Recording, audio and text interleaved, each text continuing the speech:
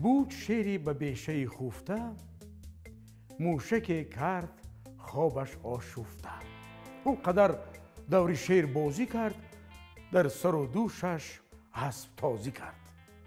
تا که از خواب شیر شد بیدار، متحیر زی موش بدرفتار. دست برد و گرفت کله موش، شد گرفتار موشی بازی کوش. خواست در پنجه چلپکی کندش، به هوا برده بر زمین زندش. گفت که ای موشی خوردککی غازی، با دم شیر میکنی بازی؟ موشی بیچاره در هراس افتاد، گریه کرد و به التماس افتاد که تو شاهی وحوشی و من موش.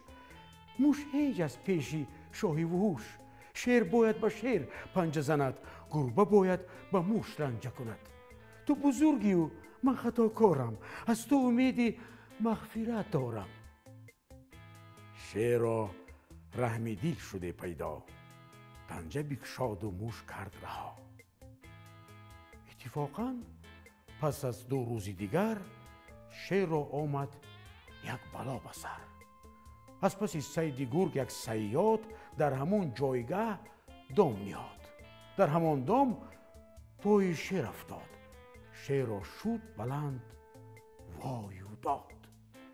موش چون حال شیر را دریافت، از برای خلاصیش بشتافت. مدت کوشش و توانا کرد، تا گره های بسته را وا کرد. بندها را خایید با دندان، تا که در برد شیر از آنجا جان.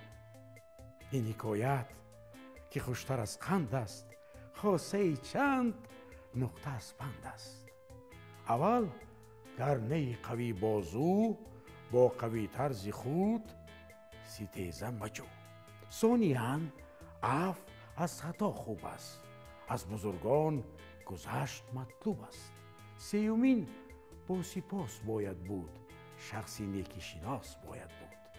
چهارمین هر کسی نیکویی کرد، بهرک خویش نیکجویی کرد. شیر چو موش را رهایی داد، خود رها شد ز پنجه صیاد.